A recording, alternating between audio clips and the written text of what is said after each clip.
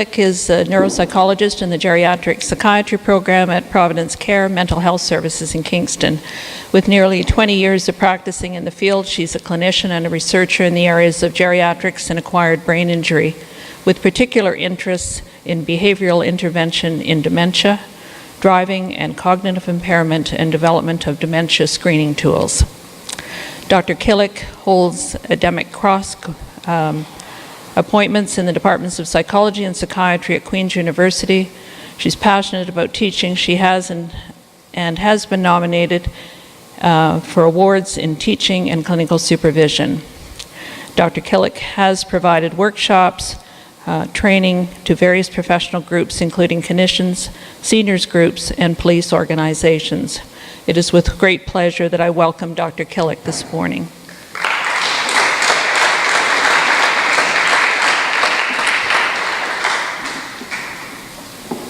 Thank you. Yeah, I can toggle, that's fine.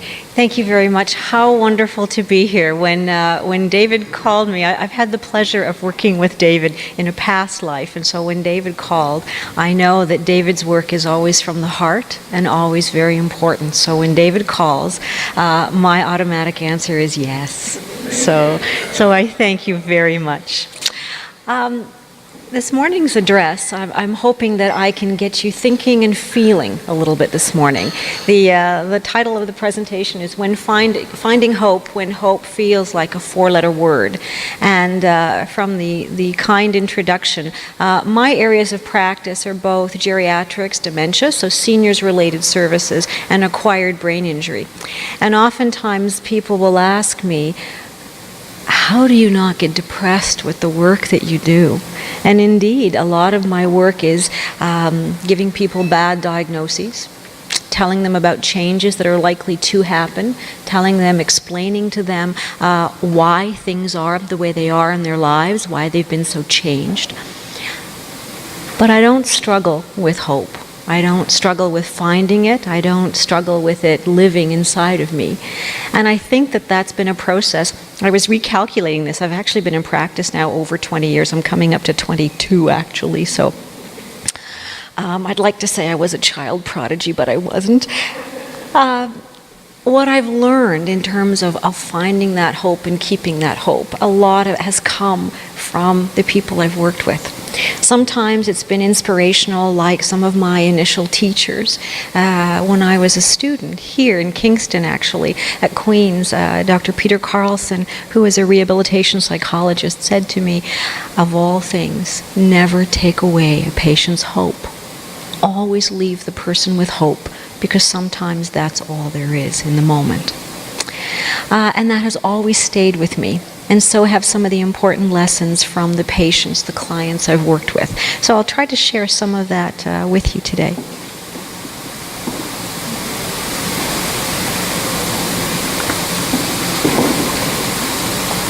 The last time David and I worked together, these weren't a part of my life, but recently they've become a part of my life. So there we are. Things change. So in terms of starting, I just wanted to talk about what hope is and how hope is seen in the popular culture. And as a starting point, if you ask someone on the street who doesn't do clinical work, doesn't do community work, what is hope, they'll typically tell you it's a want or an expectation. And usually the fingers crossed sort of thing, oh, I hope, I hope. So it's a very passive sort of experience. And it's usually in the context of something positive that's desired down the road. Oh, I hope I win the lottery, for example. It can also be that wish or that thought that comes from a situation of distress or defeat. And that, the work that you do with so many people who you serve, whose lives are difficult, maybe have always been difficult, maybe are facing so many challenges, they will come to you oftentimes in a state of distress, stress, defeat, despair. And yet they need that hope more than anything. So sometimes it's not, I hope to win the lottery. Sometimes it comes from a different place, a different starting place. The other face of hope is one where it's a quality that imbues us with grace in the face of adversity. And you know those people. You know those colleagues, you know those clients you've worked with who have this grace about them in that darkest moment, in that most frightening moment. And somehow they still have that light. They still have that brightness about them. So that's the other side of hope that sort of reaches down and talks to strength, talks to something that's active, something that's goal-driven, that's about willingness, that's about determination. That's part of hope. That's the important part of hope.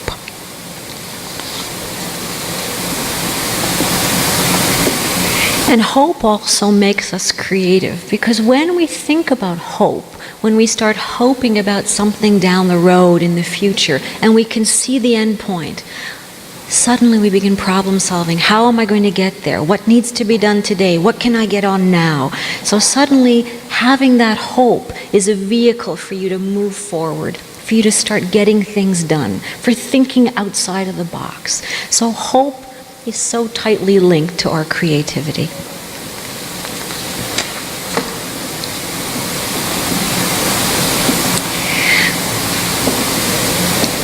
In the work that you do, I don't know if people are comfortable sharing a little bit, but I always feel, I always get so much more when I'm giving talks than I think I give, because there's a richness about your experience and your lives that I can only get from you. So I always walk away with these little gems when I meet new groups. So I invite people to always share with me a little bit of their experience about the work that they do.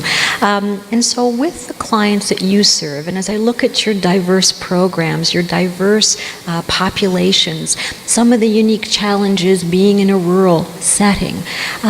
What are some of the challenges in your work in finding hope? Do you ever find yourself struggling? Why? What's that all about? Is there anyone who dares to share a little bit this morning?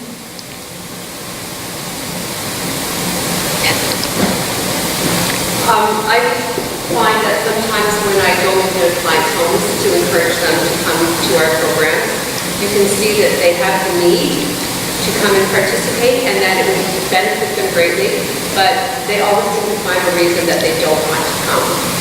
So, you're continually repeating yourself, trying to encourage them, and sometimes we walk away with not being successful. So that's a difficult challenge, because we know from our past experience that if they would only just try, they would find the benefit in coming and participating in any of the programs that we have. Sure. And you see the need, and you see maybe the risk of not participating, if you could just get them through the door. And you hear it in their voice that they need it, they want it, Yes. and they don't grasp it. Yes. That's frustrating. Absolutely.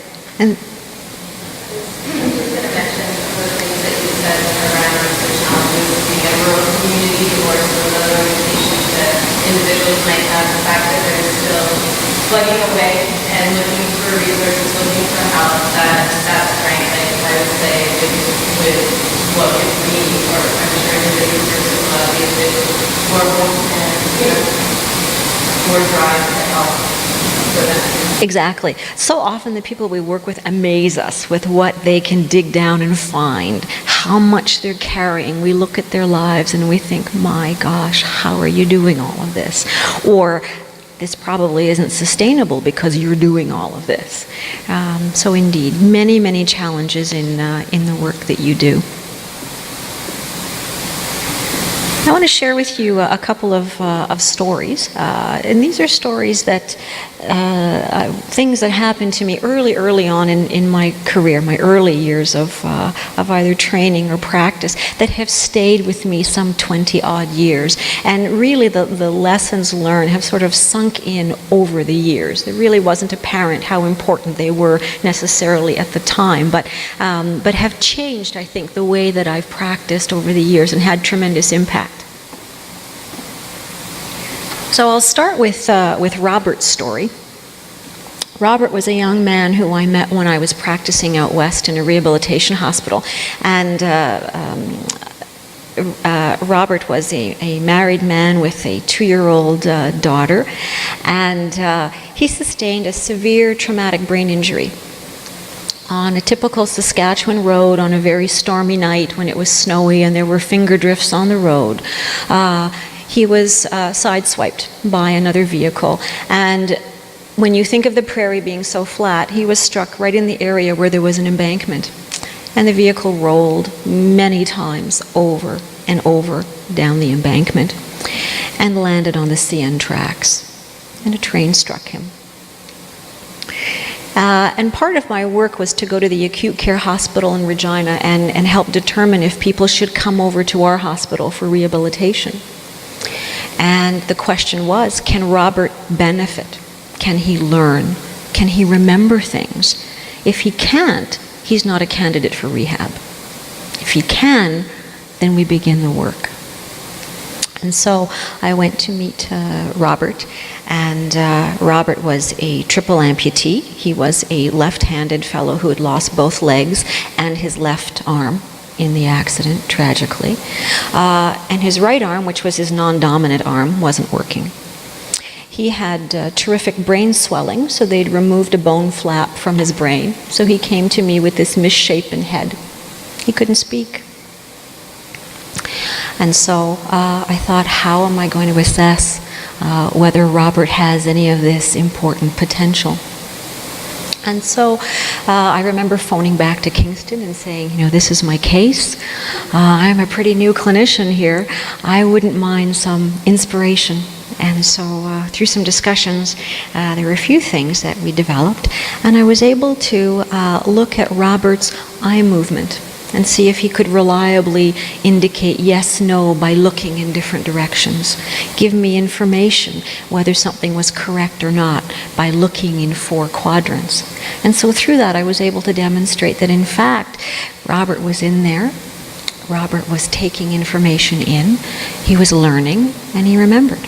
He remembered seeing me from session to session, and he remembered some of the things that we had gone through together.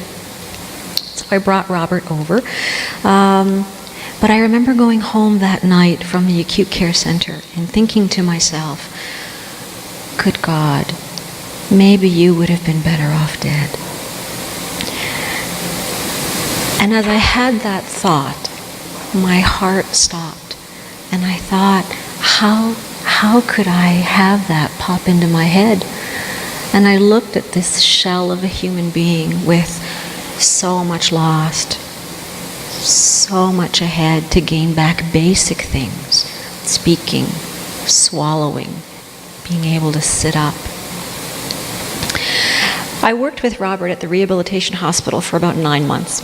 And the week before his discharge, I met with him, and he said, and I'm paraphrasing, "You'll come on Thursday because I'll have my legs fitted. I've been practicing. I'll have my prosthetic arm, and I want you to see me hold my daughter in my lap for the first time since the accident. This has been so worth it." And in that moment, Robert taught me something that has stayed with me all of these years, enough that I'm telling you this story today. That ours is not to wonder why, or to necessarily make a judgment. I don't know what gives an individual patient their hope, their strength, and their willingness. I don't have to know that, but I do have to value and honor that in the individuals I work with. And Robert taught me a lesson that I have never forgotten. The joy on his face, the absolute thrill of being able to hold his daughter, now almost 3, in his arms. Yeah, it was all worth it. So Robert had that hope to do all of that work over those 9 months, and it was tremendous work. And it was quite the sight. So that was Robert's story and Robert's lesson to me. The second story I'll share with you is that of Pearl. Pearl was actually my paternal grandmother. Pearl died at the age of 98 with a dementia. that she developed in her 90s. And Pearl was a little pistol, all 4'10" of her. She had a tremendous sense of humor. She was the greatest storyteller. She always found the good in the situation. She was a gentle soul with a spirit. And in her dementia, that changed. And the story that I'll tell you is the last visit I had with Pearl, who lived 2,000 miles away.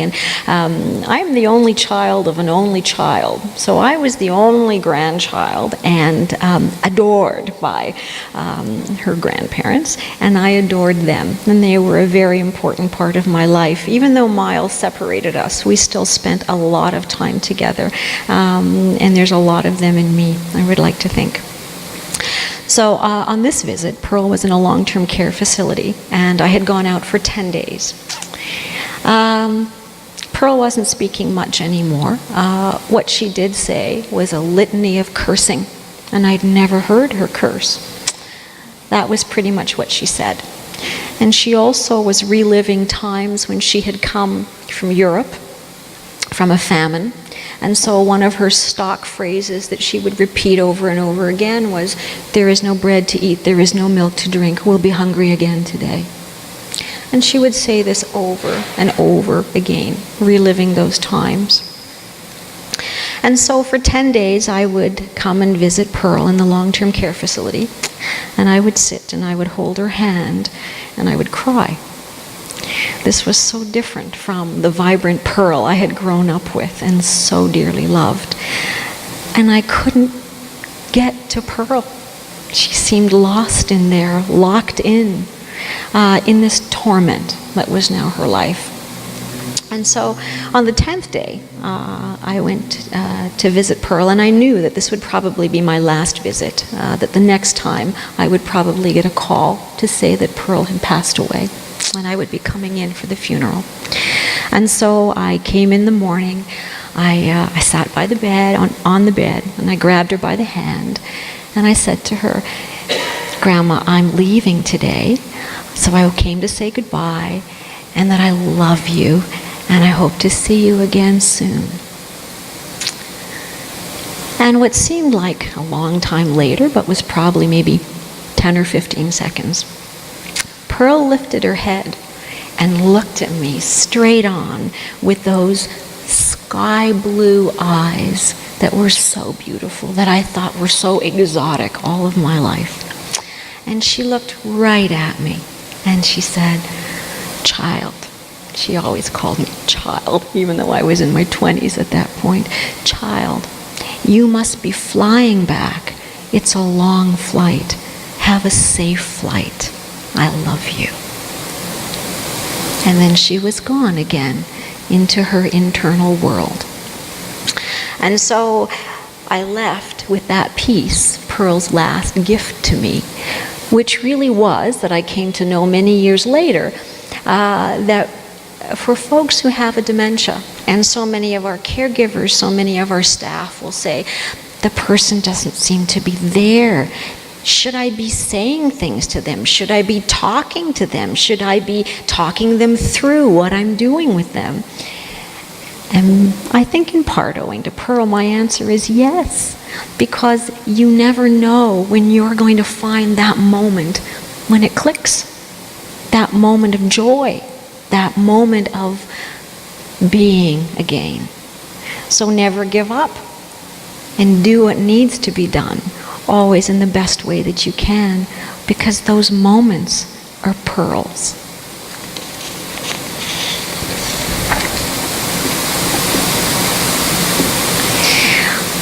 In terms of finding hope, keeping hope, there are two sort of levels, I guess, to think about. One is the personal level. You know, what gives you hope every day from a personal perspective? What you come up with as you start your day. And the next is the level of your professional community. And in the short time that I'm here, just listening to the few things in terms of the work that you do, the way, my job is to observe actually, so the way you interact with each other, there's so much caring and dedication that I honestly see in the room. Those things are so important to build your professional community of hope. A place that you start from, a place that you never give up on and you hold dearly. So finding hope starts with you, but also your community identity. And I think you have so much to build on just from the little time that I've seen you. I want to just remind you, turning this on you and away from me now, that the work that you do on a daily basis with each and every individual or group, a client, a caregiver, somebody you're linking with from another service, the work that you do is honest work. It's honorable work. It is important and valuable. And sometimes the things that get the publicity, that look sexy, that get tremendous funding, that get splashed on the news, that work can have very little to do with the work that is honest, honorable, important, and valuable. You may be the critical linchpin in that person's day-to-day. You may be the only person that individual sees today. You may be their comfort, you may be their safety, you may be their joy. Never forget how very important the work you do is and all that you bring in doing it. Sometimes that gets lost in the pressures, the priorities, but not for your clients. One of the ways that we can keep hope alive is through something called psychological resilience. And so being sort of resilient means dealing with the stresses, the adversities that you face. And I like the second point, that resilience is not a rare ability. It's not something that you find in a select few. It's in all of us to be found. And it's really not so much a trait as it is a process. It's a way of being in the world. And oftentimes we think, when we see somebody who's highly resilient and has dealt with so much and seems to do it with such ease and such grace, we think, well, maybe their lives really haven't been touched by anything all that significant. They lead a charmed life. They're Pollyanna. When in fact, it's really working hard to achieve that balance between those negative emotions that we all feel, that we all experience, and finding those positive ones and putting that into context somehow.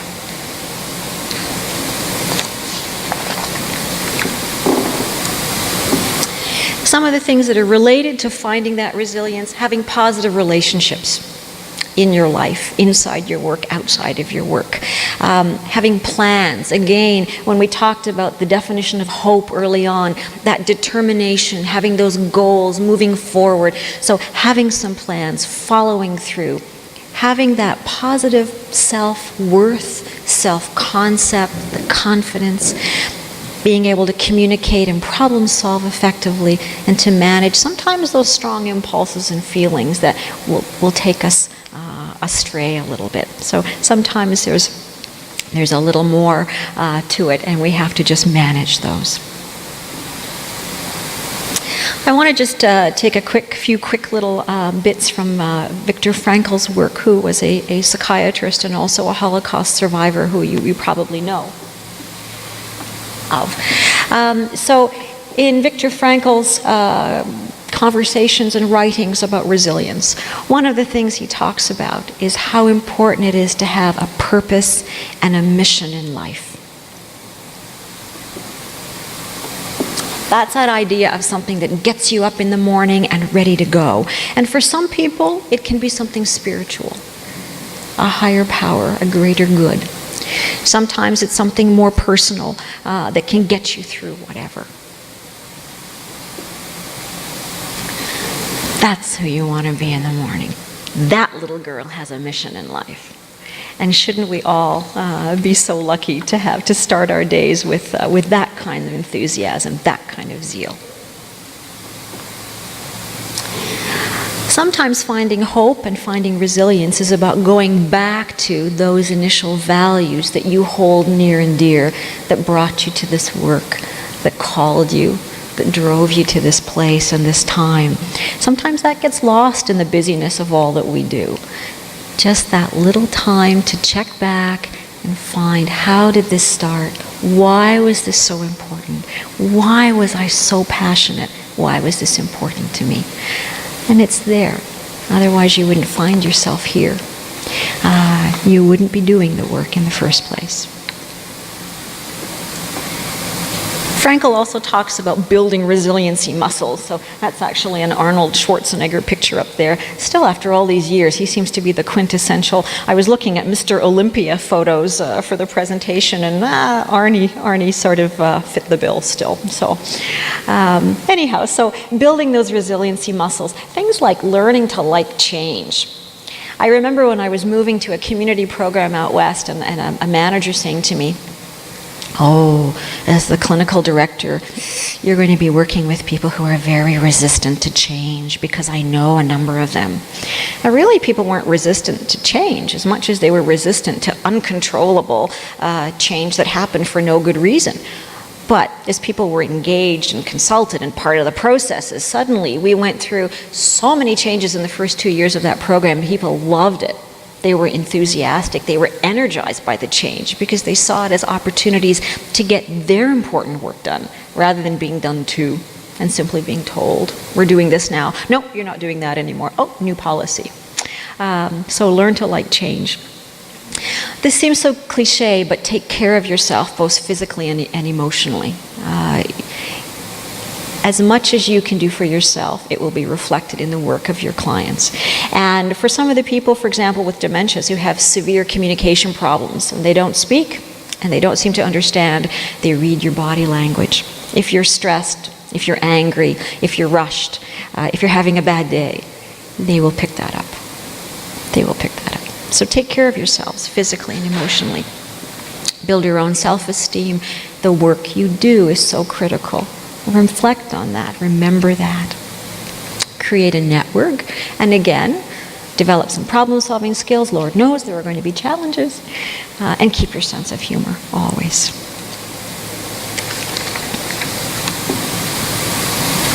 So some of the take-home points, I'm just conscious of my time here. Hope is not about a cure. Never in this talk have I said that we're looking for a cure, and that's the driver of hope. It's not about a cure. Like a jewel, hope has many sides or facets to it. It can be many different things, and different things to different people. Never give up on your clients. And as Robert taught me, acknowledge the value in their hopes and support them. They need that. They're asking that of you. So don't give up on them. You may not see the point in the moment, but it may just be revealed to you at some point. And then Pearl's lesson to me was that there's a person in there, and it's always worth giving your best. So should I talk Pearl through when I'm giving her personal care? Should I include her in some of the decision making, even though she's not making very many decisions anymore? Absolutely. Because you might just strike on that moment when that connection is made. And that's a moment for the client, and it will be a moment for you as well.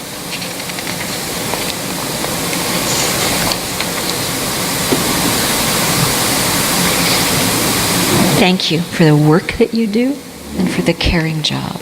And it is my pleasure to have spent this little bit of time with you this morning. And I thank you for the invitation again. Have a wonderful day. Thank you.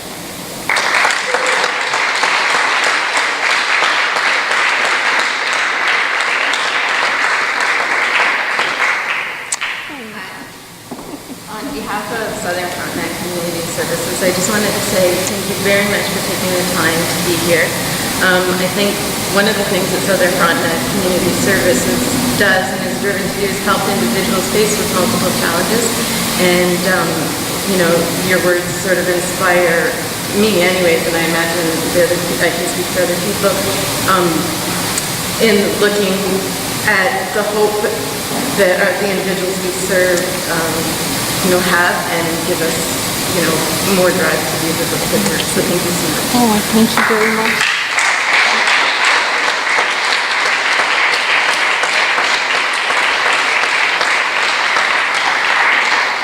Thank you all very much. Carry on with the great work you do. You inspire me and give me hope. Thank you.